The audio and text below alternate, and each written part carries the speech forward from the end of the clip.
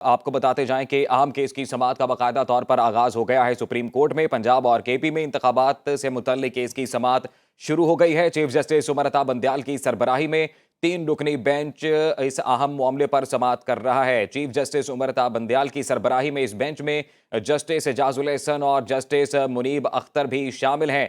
आज की समाअत शुरू होने से पहले अटॉर्नी जनरल की जानिब से 3 रुकनी बेंच पर एतराज आयद किया गया। उनकी जानिब से कहा गया कि जस्टिस एजाजुल एहसन, जो कि इब्तदाई तौर पर खुद को इस मामले से रिक्यूज कर गए थे, वो दोबारा से इस 3 रुकनी बेंच में कैसे शामिल हैं, वो कैसे इस मुकदमे की समाअत कर सकते हैं। साथ ही साथ अटॉर्नी जनरल की जानिब से यह भी मौक़िफ़ अपनाया गया कि इब्तदाई तौर पर जो फैसला था वो 4-3 की रेशो से था, लिहाजा उस फैसले को वैसे ही कायम रहना चाहिए और फिर उसके बाद समाअत आगे बढ़ानी चाहिए। और ये साथ ही साथ उन्होंने ये भी मौक़िफ़ अपनाया कि ये मामला फुल कोर्ट की जानिब जाना चाहिए। पंजाब और केपी में इंतखाबात से मुतल्लिक ये केस है जिस पर अहम समाअत आज होने जा रही है।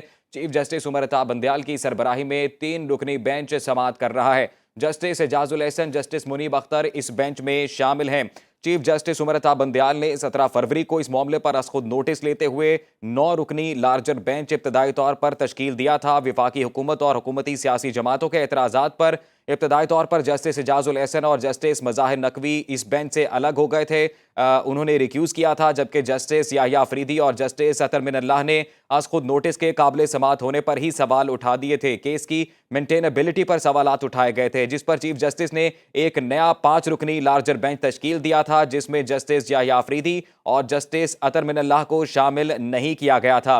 5 रुकनी बेंच ने फरीकैन को सुनने के बाद 3-2 के तनासुब से ये फैसला सुनाया कि इलेक्शन कमीशन को सदर मुमलिकत और गवर्नर केपी से मुशावरत के बाद इंतखाबात का शेड्यूल जारी करने का हुक्म देते हैं। और जस्टिस मंसूर अली शाह और जस्टिस जमाल मंदोखेल ने अक्सरियती फैसले से इब्तदाई तौर पर इख्तलाफ करते हुए जस्टिस याहिया अफरीदी और जस्टिस अतर मिनल्लाह की राय से इत्तफाक करते हुए अज खुद नोटिस और आइनी दरखास्तों को मुस्तरद किया था। सुप्रीम कोर्ट के फैसले की मुबैना खिलाफ वर्जी पर पीटीआई ने आर्टिकल 184(3) के तहत दरखास्त दायर की, जिस पर चीफ जस्टिस ने एक नया 5 रुकनी लार्जर बेंच तश्कील दिया था।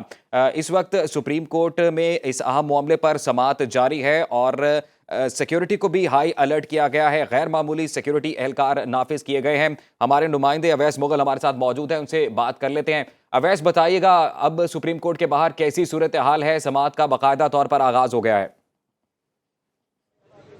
जी बिल्कुल, सुप्रीम कोर्ट के बाहर वकला की एक बड़ी तादाद मौजूद है और पुलिस की भी भारी नफरी यहाँ पर मौजूद है और 700 से ज़ायद पुलिस के एहलकार यहाँ पर तैनात किए गए हैं और पुलिस के साथ साथ यहाँ पर एफसी के एहलकार और रेंजर्स भी तैनात है।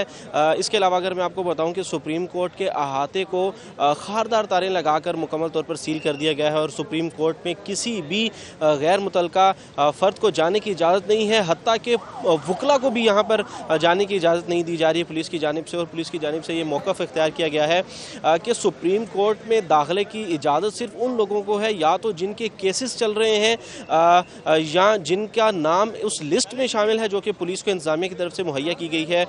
इसके अलावा किसी वकील को भी सुप्रीम कोर्ट में जाने की इजाज़त नहीं दी जा रही। अगर हम शारह दस्तूर की बात करें तो शारह दस्तूर को जो दोनों अतराफ से हाई सिक्योरिटी के तहत मुकम्मल तौर पर सील तो नहीं किया गया, लेकिन ट्रैक्स को कम कर दिया गया है। एक एक गाड़ी को चेकिंग के बाद यहाँ पर दाखिले की इजाज़त दी जा रही है, जिसके बाद जो सरीना चौक है और जो मैरियल चौक है वहाँ पर गाड़ियों की कसीर तादाद मौजूद है और रश के बायस शहरियों को काफ़ी मुश्किलात का सामना करना पड़ रहा है। अगर हम शारह दस्तूर में जो सुप्रीम कोर्ट के बाहर की सूरत हाल है उससे अगर मैं आपको आगाह करूँ तो यहाँ पर वाटर कैनन की गाड़ियाँ भी मौजूद हैं और बख्तरबंद गाड़ियाँ भी यहाँ पर पहुँचा दी गई हैं। इसके अलावा मज़ीद खारदार तारों के जो ट्रक्स हैं वो यहाँ पर मौजूद हैं ताकि किसी भी जो सिचुएशन है उससे निपटने के लिए यहाँ पर पुलिस हर वक्त रेडी है। यहाँ पर वकला की एक बड़ी तादाद मौजूद है और वकला की जानिब से ये मौक़िफ़ इख्तियार किया गया है कि वो चीफ जस्टिस जो हैं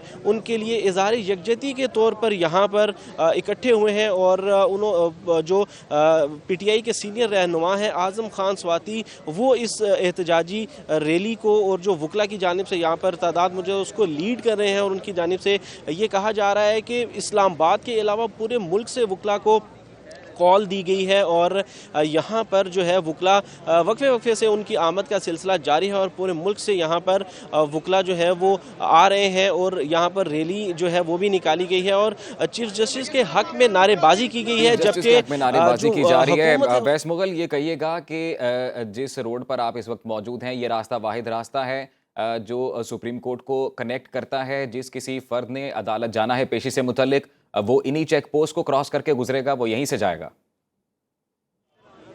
जी बिल्कुल, सुप्रीम कोर्ट का जो ये जो रास्ता है, सुप्रीम कोर्ट को दो रास्ते लगते हैं। एक इलेक्शन कमीशन की जानिब से जो कि सरीना चौक कहलाता है, वहाँ पर भी चेक पोस्ट जो है वो लगाई गई है और गाड़ियों को इंतहाई सिक्योरिटी और चेकिंग के बाद दाखिले की इजाज़त दी जा रही है। और दूसरी जानिब जो है वो डी चौक है। डी चौक तो मुकम्मल तौर पर सील कर दिया गया है, जबकि इसके अलावा एक मैरियट चौक है जहाँ से लोग जो है वो सुप्रीम कोर्ट की तरफ दाखिल होते हैं। मैरियट चौक और सरीना चौक को दोनों तरफ से चेक पोस्ट लगाकर इंतहाई सिक्योरिटी के बाद जो गाड़ियां हैं उनको इजाज़त दी जा रही है कि वो यहाँ पर जाएं। लेकिन मैं आपको ये भी बताता चलूँ कि गैर मुतलका अफराद जो हैं उनका दाखिला ममनू है और सिर्फ उन्हीं लोगों को इजाज़त दी जा रही है यहाँ पर जो लोग मुतलका हैं, जो कि सुप्रीम कोर्ट में जाना चाहते हैं या जिनकी केसेस यहाँ पर जिनके केसेस की सुनवाई है आज। उसके अलावा जो गैर मुतलका अफराद हैं उनका दाखिला मुकम्मल तौर पर सील है।